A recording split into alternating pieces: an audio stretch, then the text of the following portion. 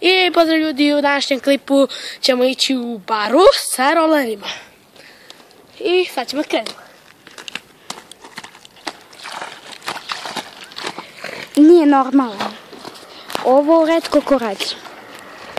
Ide kombi, čekaj ja da se pomerim. I sad ćemo se vratiti. Vidite po kakvim je on barama išao. Ovo je toliko... I ovdje je tu jedna kokoška. Da pokažem kokošku. Može. Ajde, idemo do kokoške. Ajde, stigao mene. Evo, ide on, stigo je tu. Ajmo do kokoške. Ne, pa... I to bi bilo to za taj klip. Lajkujte, subscribeujte i šerujte. I sad ćemo, evo je koka. Evo je koka. Zlato oka. Da. I to bi bilo to za ovaj klip. Lajkujte, subscribeujte i šerujte. I ćao.